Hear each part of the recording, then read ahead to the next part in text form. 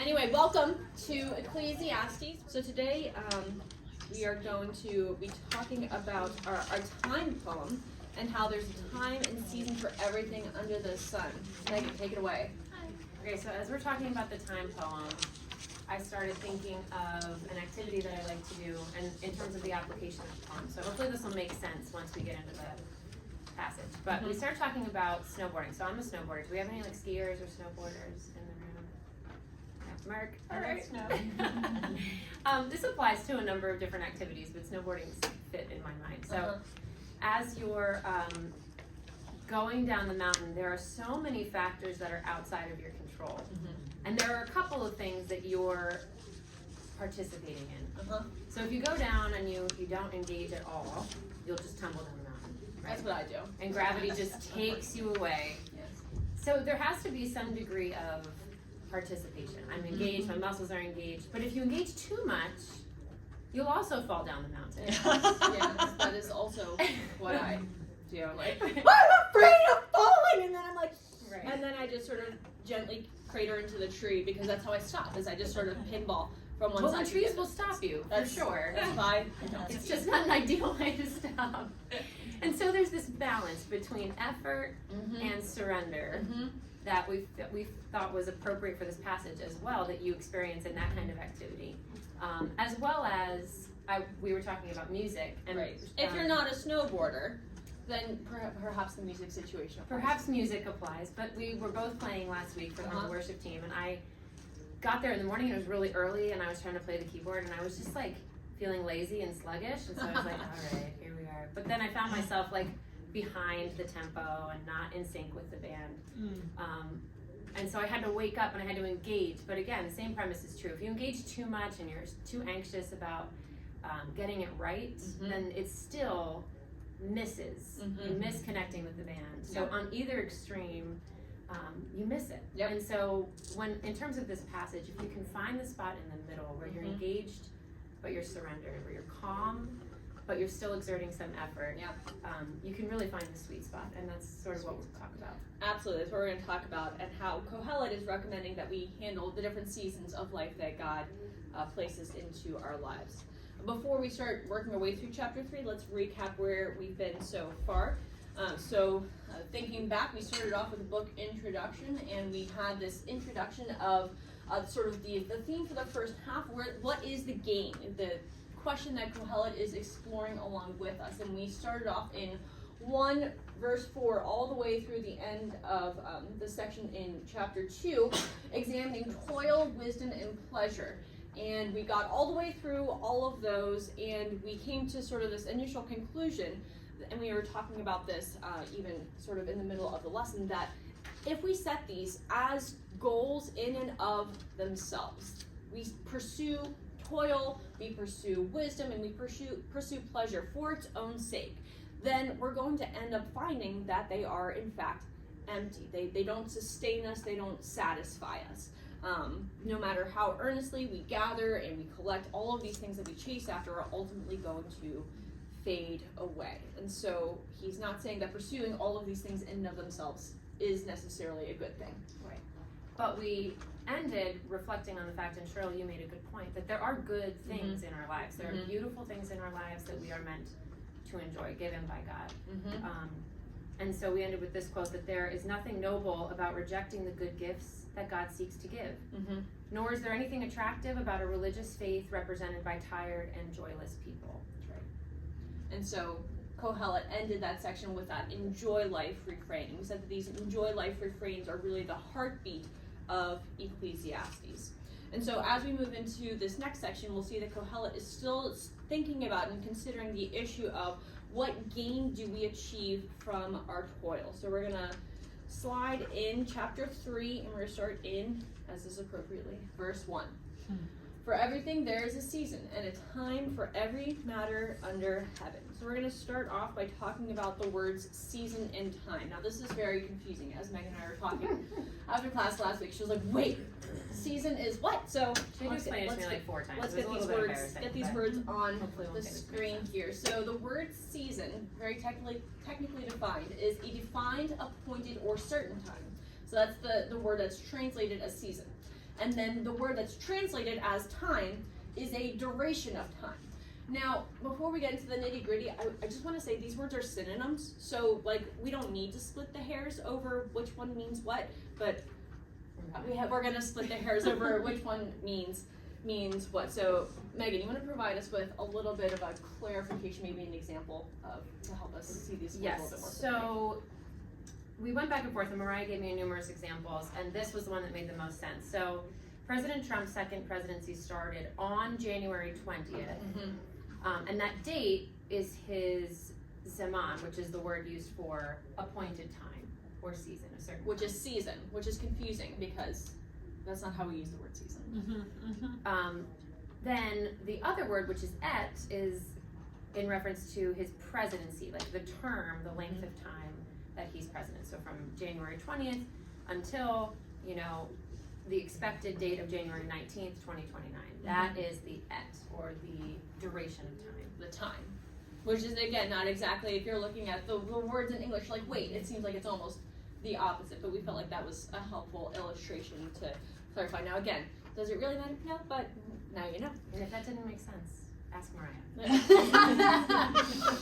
No, you got it. You got it. Nailed it. Knocked it out of the ballpark. So as we look at this section, Kohelet is launching into this poem by asserting, hey, there's an appointed time for what he says is every matter under heaven. And we're going to look at the items that Kohelet lays out in this list, but let's return for just a moment to that idea of appointed. So I used to run races before I determined that my body is just old and tired and can't handle running races anymore. And you're like, you're so young. And I'm like, yeah, it happens fast. So I no longer run races, but whenever I would compete, you had to send in your time from a previous race so that the coordinators of the race could look and see, okay, well, you're going to start in this wave, and they would give you the wave that you're going to run in. That was your appointed time. That was the time that they had placed into your life for you to start running.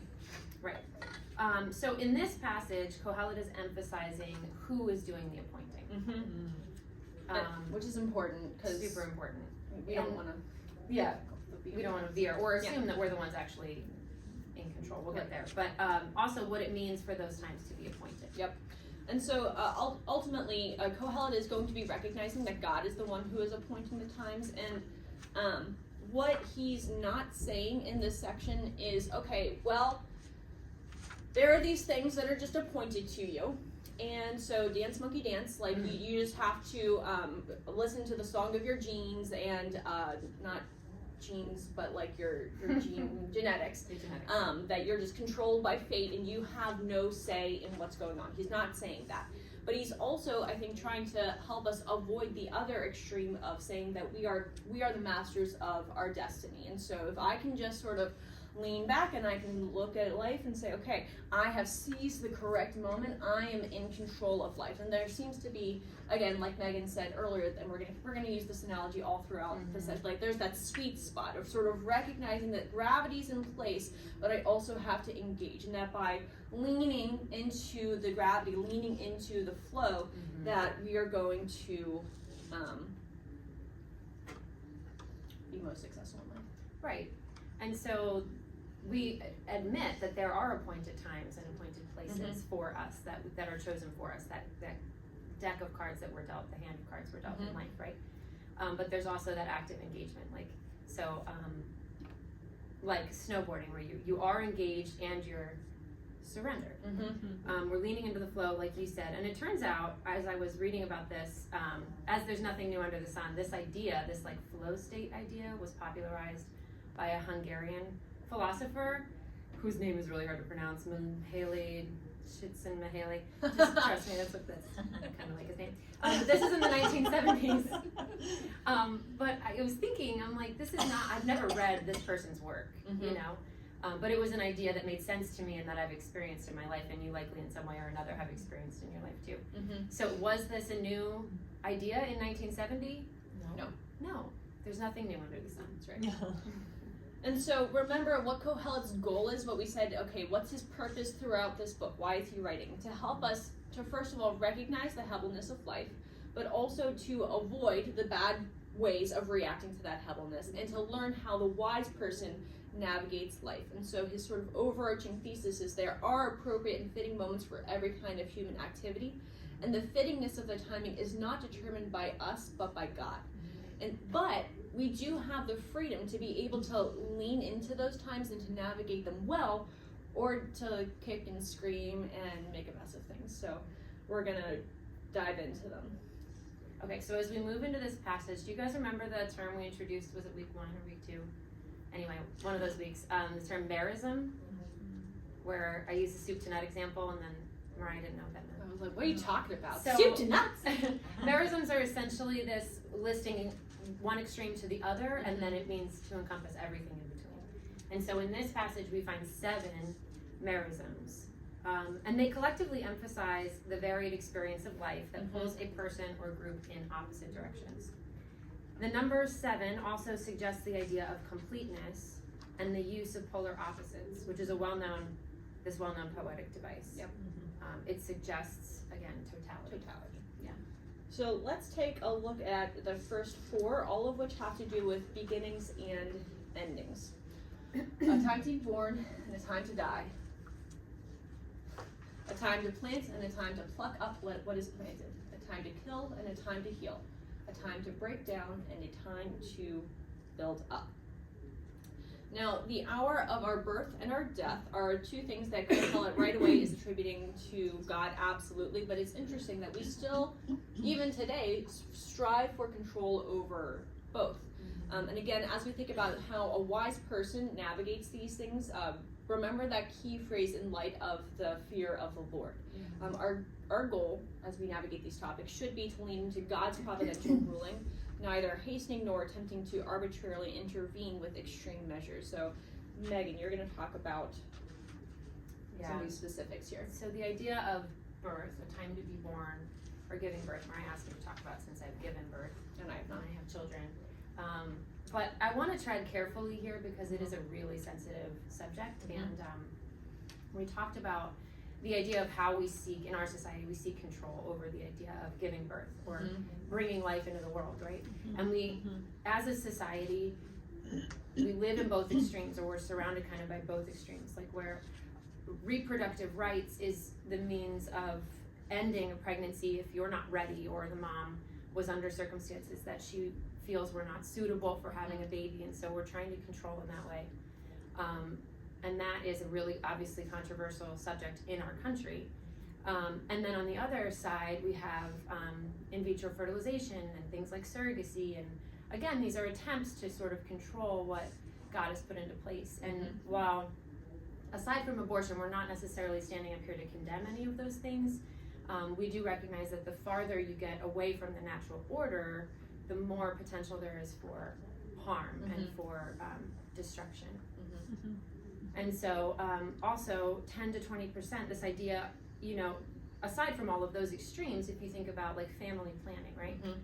Okay, well, we want to have a child at this time and in the spring and when we're this age, and we want our kids to be this many years apart, and planning isn't bad, but ultimately we're not in control of that either.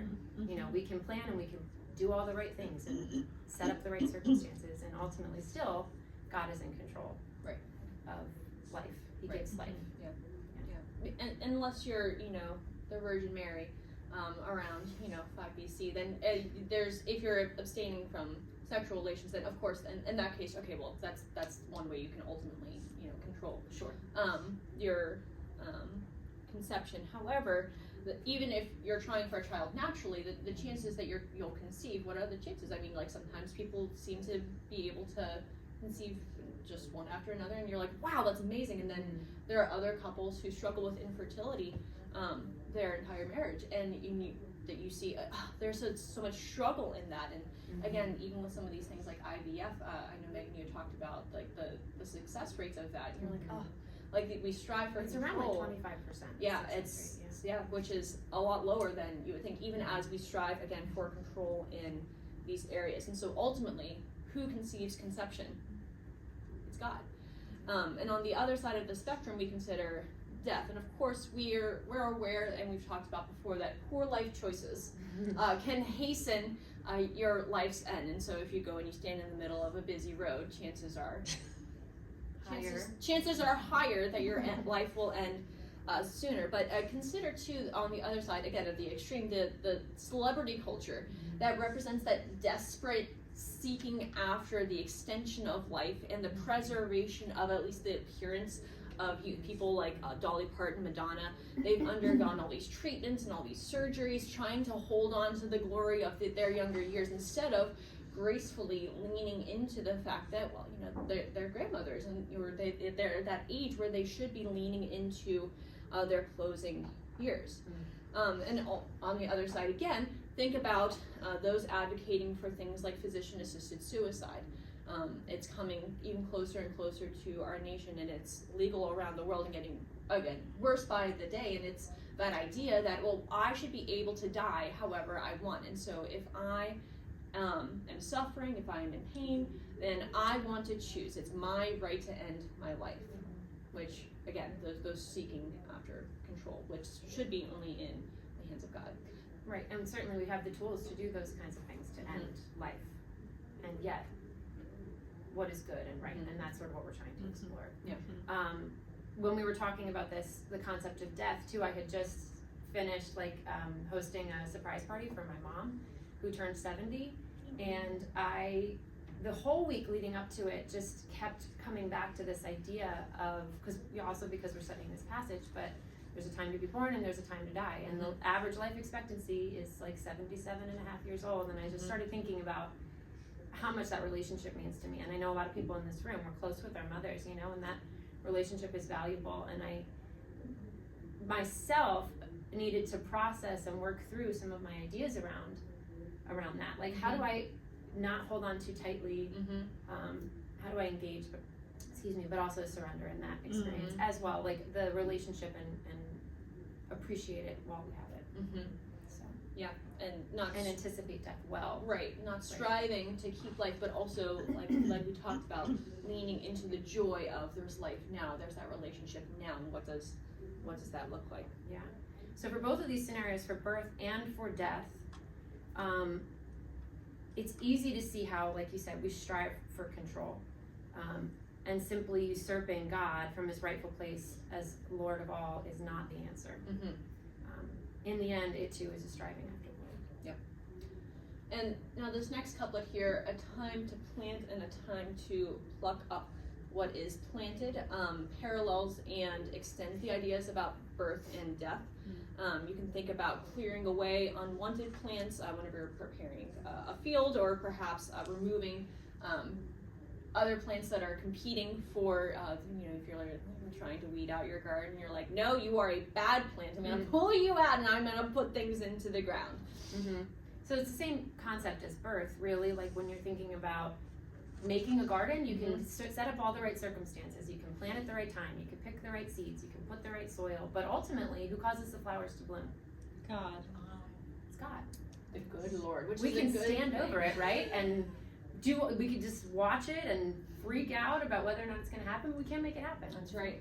Yeah. It's like my gardens. I have I'm one of them. Now I have front garden and back garden. The front garden, so that I treat both of my gardens exactly the same. I prepare the ground, I plot out what I'm going to put in, I plant my flowers, and I mulch. And then sometimes I remember to water. And then I walk away. And every once in a while I'll come back and I'm like, oh, garden.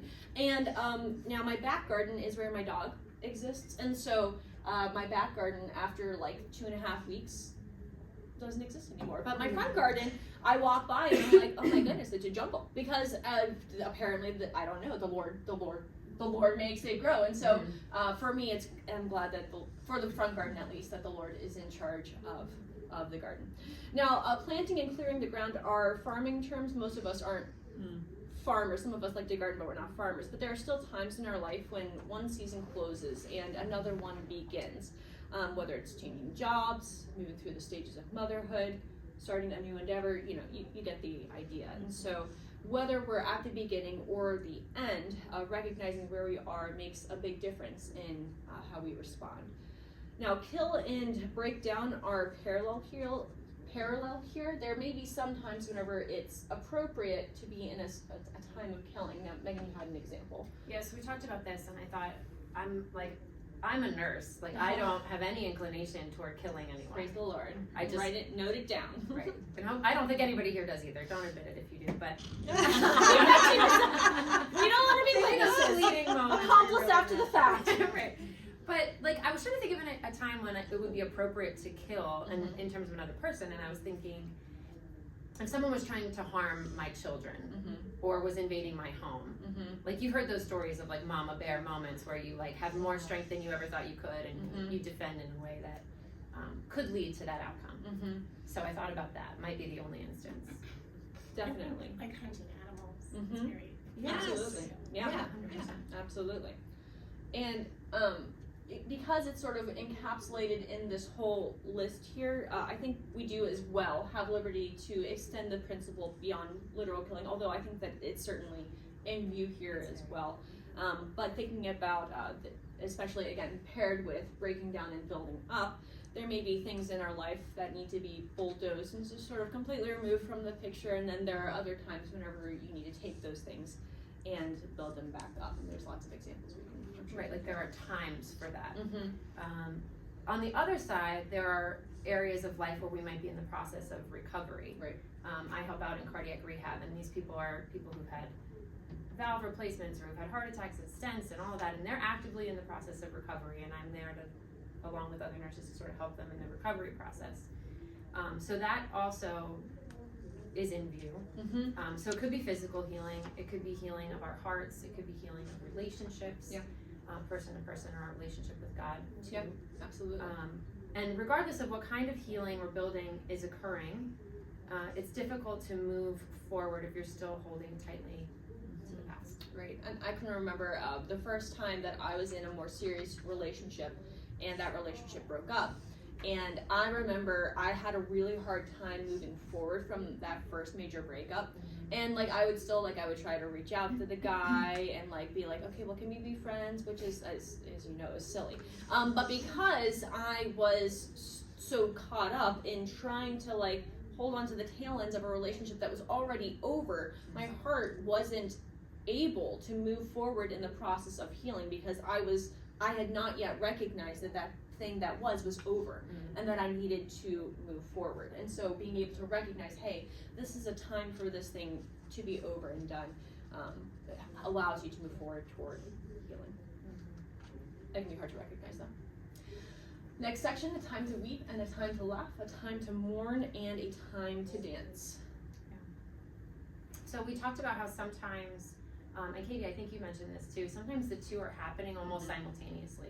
So I was thinking about like getting ready for my mom's party, and I like cried several times that week just thinking about like this might be like, you know, the last few years we had together, and that was sad to me. But at the same time, then at the end of the week we had the party and we were all laughing and we were celebrating. And so those two things were sort of commingling. Yeah.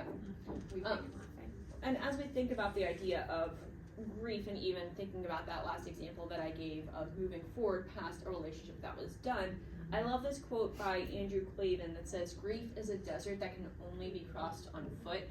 And I think that for both of these things, both grief and joy, but especially grief, we like to sort of rush through grief and to say, okay, well, you know, I'm a Christian, and so I have to be strong, and I have to rely on the Lord for strength, and that's true. But grief is important, and being able to grieve well is a process. Megan.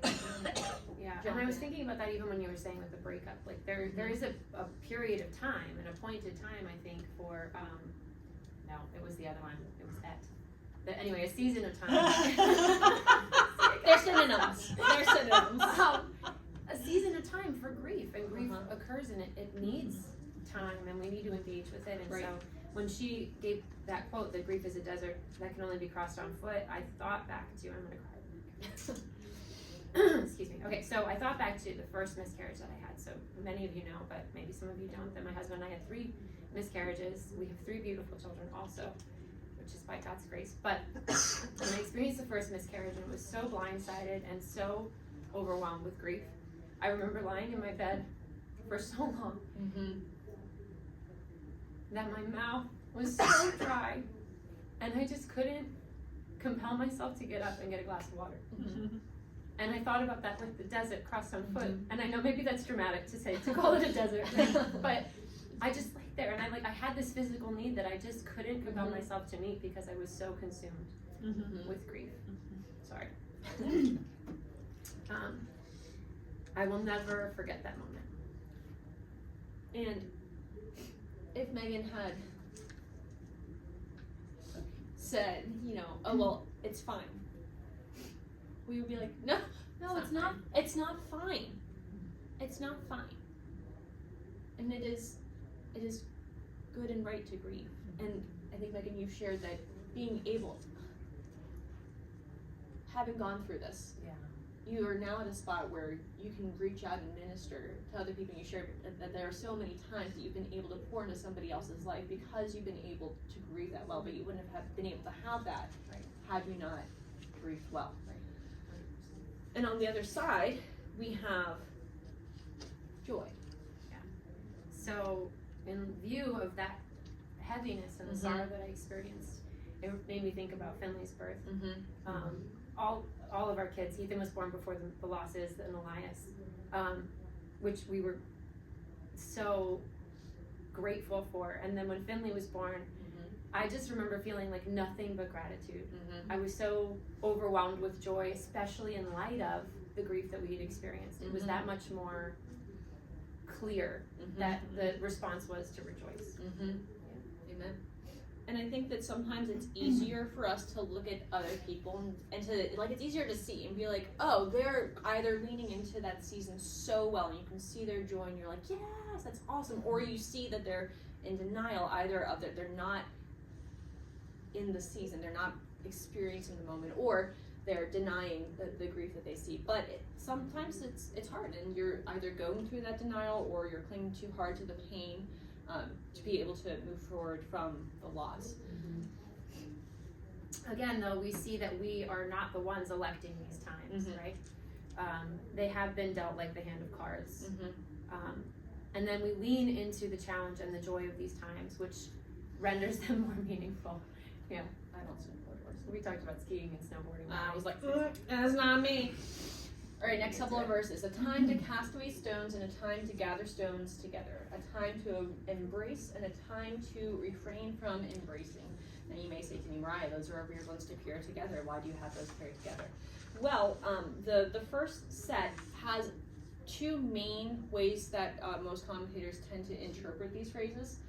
It's either something about wartime versus peacetime. So they would, whenever an invading army would come in, they would take these big stones and toss them into the field of crops so that they wouldn't be able to, like we saw earlier, plant or reap the crops.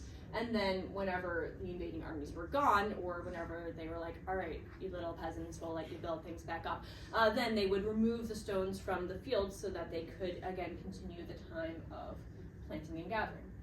The alternate explanation is that it is referring to sexual relations, that casting away stones is akin to scattering seed. And so either is possible. If you do the second one, then it's these two are more centered on the relational development. And so if you're thinking again about and the first one is sort of hard to apply. If you say if it's wartime or peacetime, okay, well you're in the season, so if you're in the wartime where the people are in the fields, you can't do anything about that. If you're thinking about the sexual relations, of course, we think about there's appropriate times in our lives whenever we are to not have sex if we're not married or with anybody except for our spouse, and whenever we're in that marriage relationship, then God says it is good for the man and the woman to come together, and that we shouldn't be just often, totally separate spaces for the rest of our lives. And I'm just going to sort of leave that right there. And so you kind of mentioned, and we can broaden the idea though out into all or other relationships, the developing of relationships, which is especially important to women. I think we would all agree that the health of our relationships is really important to us. And I thought about my relationship with my kids in particular is something that's really important to me. And when they give me feedback like, Mom, you're screwing up, I like to take that to heart. Like one of my kids said I was mean the other day, and I was like, well, I'm gonna think about it, because is it just discipline that he thinks is mean, or am I actually being unkind, and so that's something that I wanted to take to heart. Yeah. And work on. And as we think about, again, leaning into the season, I remember, so for, there was a good stretch of time of my life where I was single and looking for a husband. And so whenever I was in that season, like, I was on the lookout. And so I would go places and I would go to church and I would be in spots, and I was like, all right, is that a possibility? And then I, try to get into the context where you could have a conversation, and it wouldn't work out. And whenever I finally met my husband Josh, and started to go through that process, it very quickly became clear that God was doing something behind the scenes. He was doing things in Josh's heart, and things with his schedule and with his work that allowed us to come together and to meet. That, I mean, was completely beyond my control, right? But I had the opportunity to lean into that time. And sometimes it's hard to see, though, right? You're like, it's hard to see, which is part of the frustration. We'll get there. Anyway. We're getting there. Next couplet: a time to seek and a time to lose, a time to keep and a time to cast away. Now, as a very busy of mind and body, a chaotic and slightly distracted person, I lose things all the time. Like, I misplace things like you would not believe. Now, to make life even more complicated, my dear, loving, kind, supportive husband, who is a little bit OCD, loves to put things away. However, where's away? I'm like, I don't know. So I'm like, hey, where did you put that bag that I put my computer in? He's like, oh, I put it in the closet. And I'm like, that's not where that goes. I can't find it. And so for me, it's easy for me to read these verses and sort of chuckle, but there's a serious import to them as well. Megan. Yeah, so we could apply this in a number of ways. Mm-hmm. So maybe you should keep the job that you're in, or maybe not. Maybe you should throw it away and pursue something else. Right. Maybe we should keep all the things that are amassing in our house, or maybe it's time to get rid of some. Yeah. The simplicity movement. Right, the simplicity movement. So we tend to be like protective of our stuff, and it's hard for us to lose. And sometimes we choose to discard things, and other times that kind of happens to us. Right.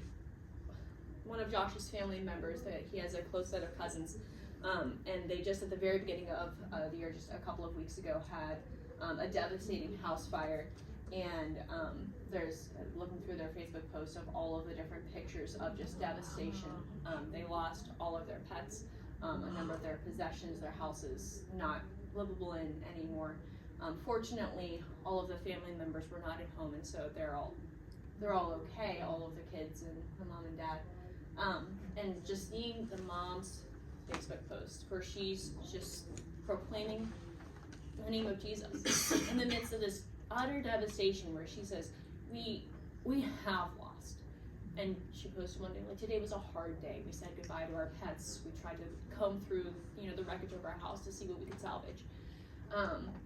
And she said, but God is good. And he said that our word for 2025 was pause. And I'm like, like that's a picture of, I think, what Kohelet is trying to get at in this passage, is that, do you seek that? Please say no. No, you don't seek to have your house burned down.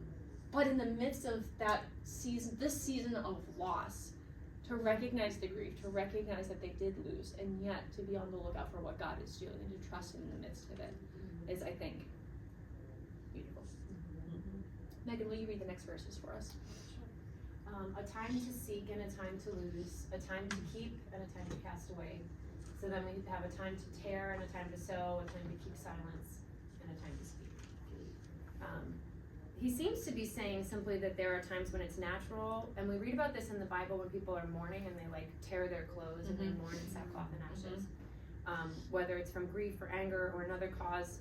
But on the other hand, there are times when it's equally natural to mend, and so to make them serviceable by timely repairs. And this ties nicely into the keep silence as a good thing in grief. Yes. It's good to be silent. And I particularly struggle with sometimes the time to keep silence because I love to talk and I love to teach. And now, and there are times to speak, right? So if we stood up here and we said, all right, guys, we're going to go through Ecclesiastes, and then we just stood up here, you'd be like, no, this is a good time. This is a good time to talk. Or even in a natural conversation, like there's a natural give and take in conversation. There's time to speak and time to be silent. But on the other hand, sometimes even by, on the other side, by being silent, I may miss what God has for me. Like it may have been time for me in that conversation with that person at the rock gym for me to say, yeah, it's a really interesting point. Let me jump in right there. And I'm like, ah! But like that was a time. That was a time where the Lord was like, here's a good work. I am laying it before you. Please step into it. And I'm like, ah! I'd like to be silent. And he's like, no, now is a time to speak. But this is, I think, difficult to do well. I was thinking with your example of the house fire, like if you're sitting with Addison and she's telling you about that loss, you're not necessarily going to launch into some sort of speech, because if you've not experienced that yourself, it's not appropriate for you to be, lecturing in that moment, but rather it's more appropriate to be silent and to allow for that. James 3:1-12 describes the struggle of using the tongue well. And I don't know about you, but every time I read that, I feel very challenged and very convicted. And it's really hard. It's really hard to get this right. Very hard. Sorry, I really just have to fix this really quickly. The two got deleted, and I just have to fix it. There we go. Okay. Problem solved. Moving forward to the next set of verses here. It's going to go all the way through again. Okay. Verse 8, a time to love and a time to hate, a time for war and a time for peace. Now I'm going to go backwards, so addressing war and peace first. So it seems that war and peace are obviously done on a national level. There's not many of us who have the power to just go and declare war or peace on another country, although I would love to. But we think about, I was thinking of the Lord of the Rings and how Gandalf and Frodo were having this conversation, and Frodo said, I wish it hadn't happened in my time. And Gandalf says, so do I, and so do all who live to see such times, but it's not for them to decide. All we have to decide is what to do with the time that is given us. And I felt like that sort of fit well with, so if you are in a time of war or if you are in a time of peace, you just have to lean into that season. Now, love and hate are a lot more personal. And at the end here, Kohelet is presenting as sort of one of those juxtapositions of where we simultaneously are seeking to conduct ourselves well in a season that is placed upon us, versus an action that we are choosing to take. And the wise person will understand what the appropriate time is for each action. Right. So again, on one hand, we recognize God is sovereign and in control of all things, and on the other hand, we have real choices and a real decision to make in terms of our response. So our first inclination may not always be the right one, and this is when we also turn to wisdom and to God's word. So we might be feeling all the feelings of hatred towards someone or something when really it's more appropriate to be loving. Right. It's like the gender ideology thing. Like that ideology is something that is worthy of hating. So it might be something appropriate, but there are certainly people in our lives where we may feel like, well, maybe the Lord has just sort of placed this person in my life. It's time to hate them. And you're like, no, that's obviously not what's going on here. And so as we move forward here, we're sliding toward our conclusions. We're coming out of the time poem, and Kohelet is sort of wrapping things together here. So what gain has the worker from his toil? I've seen the business that God has given to the children of man to be busy with. He has made everything beautiful in its time. We have a lot of our key words in this passage. So gain, that yitron, toil, amal. Remember, that's sort of the labor of life, and inyan is that business. It's the toilsomeness of life. And so Kohelet asks a rhetorical question, what's the gain? And the implied response seems to be that we don't have the ability to establish gain. It is better, it is tov, to lean in, but we are still subject to the gravity itself. With all of our various activities, we're not the ones who are bringing about the accomplishment. Right, it's God's work. God's work is to fit all of those pieces together that seemingly don't have a place, or we can't figure out their place. And he makes everything beautiful in its time, which is such a comforting verse to me. it brought to mind the word shalom. Are you guys familiar with the term shalom? And how it means, it's like all the other Hebrew words we've looked at. It's got a number of various meanings, but it means peace and wellness, soundness, welfare, prosperity, tranquility, and contentment. It means all of those things in one word. Yeah. And shalom describes what life together looks like in a world that God has redeemed. Captures broken community becoming unbroken, and so many broken communities across the world. Like think about Israel, and think about Syria, and think about California and North Carolina. There's just places destroyed that are broken, that God can restore. Right. But as we think about these verses, and this is starting to look forward to the very last verses, we struggle to know what things that we have control over, even a little bit, and what things are placed into our lives that God just sort of decrees. And I think that that's part of the struggle that we have, is being able to navigate those things well. Megan, will you read verse 11? Yeah, sure. So he says, also he has put eternity into man's heart, yet so that he cannot find out what God has done from the beginning to the end. And just really quickly, as I was looking at this, I was reminded of the German philosopher Immanuel Kant. If you've taken like Psychology 101, you've probably been introduced to him, but he introduces these ideas about life, about God and freedom and immortality, and raises all of these questions that we continue to ask today. So as far as we can understand, this is the idea of eternity. The awareness of eternity is something that separates mankind from everything else. Right. We have a concept of time beyond the moment. We desire to understand it, and it is beyond our ability to comprehend. Right. Which is crazy. You're like, because you can sort of imagine eternity, but you also can't. You're like, I cannot grasp it. And I think that's what Kohelet is looking to describe here. And we're going to slide forward. Verse 12 and 13. I perceive that there is nothing better for them than to be joyful and to do good as long as they live. Also, that everyone should eat and drink and take pleasure in all his toil. That is God's gift to man. This is our second enjoy life refrain.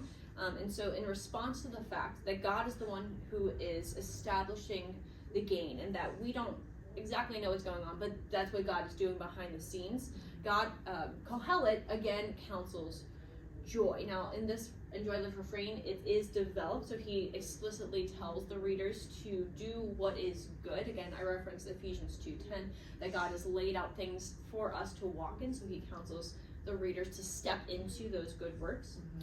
He talks about, so take pleasure in all his toil. The Hebrew is literally to see what is good, to see the good in the toil that you are establishing. Again, referring back to, again, what Cheryl referenced, that we have these good moments in our life, even in the midst of toil, that our work can be a good thing. We should lean into it. And he talks about, and this is the first time, that this is a gift, that all of these things together are God's gift to man. And we're flying because we're out of time. So Megan. I perceive that whatever God does endures forever. Nothing can be added to it, nor anything taken from it. God has done it, so that people fear before him. And interesting in comparison to the passages we've read before, where all of our effort, all of our toil comes to nothing. Everything that God does, whatever he does, endures forever. As believers, our worst moments can be changed, and our best moments can be glorified. Amen. In contrast to verse 10, which questions whether or not mankind can accomplish anything, again, whatever God does stands forever. Right. And so our actions amount to finite impact, while God's is infinite. Right. And interestingly, in these verses, we have this element of fear introduced, and there's comfort in knowing that God is the one who is working things together behind the scenes. But there's also, I think, for me, there's this clear element of, wow, that's kind of crazy. Like, God is working behind the scenes, and I don't know what he's doing, and I have trouble oftentimes figuring it out. And that's disturbing to know that I want to be in control, and I'm not in control. And I can't see what God is doing. And that can be an element of both. I think we can go too far into that negative fear where we're just like paralyzed. We're paralyzed. Like there's a nose in there.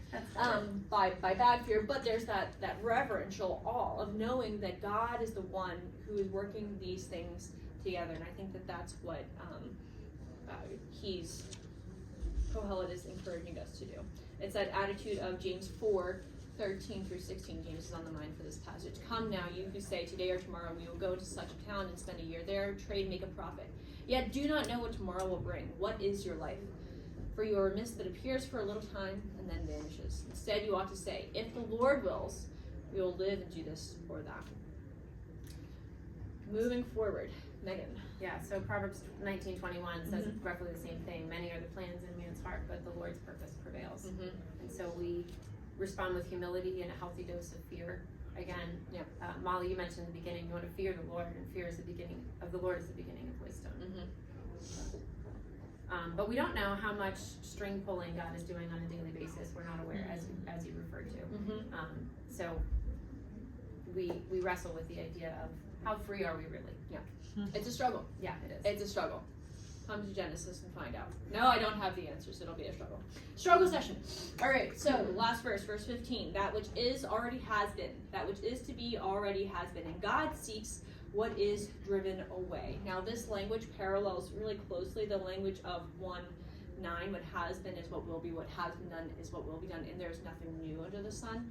Now, God has put order into the world. The cycles and patterns that we observe in the world are placed there by God. And so again, we see that there's this cycle of patterns, both in nature, which is what the first one referenced to, and in our lives, that there are patterns that are established in human life. But we still have this phrase here, what is driven away. And it's really interesting because it's translated, it can also be translated, what has been passed by, or what has been chased, which is of course paralleling back to that phrase, chasing or striving after the wind. And striving after wind is what we do whenever we pursue the things in life, like toil, like wisdom, like pleasure. We set those as goals in and of themselves. But what do we actually want? We want impact. We want to make a difference. But for us, that's impossible. But God is the one who accomplishes that. God is the one who establishes the impact that we so much desire. And so what do? We can either, Megan, I love when we were talking about this, you said, so we have that image of a tapestry that is woven together, and God is weaving our threads. And we can either lean into that and say, okay, God, I don't exactly understand what you're doing, but I'm going to lean into it. Or I can yank the threads out and cry hopelessly, or try to create my own pattern. As it all falls hopelessly apart. And so, overall structure of the passage, we have a time for everything. Can humans gain is the question, and so based on God's eternal perspective, we center in on that enjoy life refrain, reacting with a response of fear, so we understand that God sees what we cannot, and so God establishes what we cannot. He establishes that impact. So we're sort of left with the question, can we trust God? Do we trust Him? Ultimately, He is sovereign. He is the one doing the appointing. So we can choose to cooperate, or we can choose to reject and pull those threads. And it's true, we need to live wisely and respond favorably as believers. It's less about seizing the moment and more about trying to observe God's timing, trying to see what He's doing and then leaning in, engaging with His plan, surrendering to His sovereignty. Amen. And I love that image of a tapestry because I recognize that I'm just that one little thread. I'm that one thread that's together, but I'm a small part of what God's doing. And that is both humbling, but also such an honor that God would choose to allow us to be part of His plan. And so my response is to enjoy God's good gifts and to do what is good. I want to end on Psalm 90, verses 12 through 17. So teach us to number our days, that we may gain a heart of wisdom. Return, O Lord, how long? Have pity on your servants. Satisfy us in the morning with your steadfast love, that we may rejoice and be glad all our days. Make us glad for as many days as you have afflicted us, and for as many years as we have seen evil. Let your work be shown to your servants, and your glorious power to their children. Let the favor of the Lord our God be upon us, and establish the work of our hands. Yes, establish the work of our hands. If you're doing the hike, your own hike, the checkpoint is on page 37. We'll record any last observations on this section. Looking forward, your map it out section is pages 38 to 40. Hit the trail, pages 41 through 43. I'm not grading it, so you don't have to do it, but you are meaning that you certainly can. Thank you guys so much for hanging with us yet again. Just count on being 5 to 10.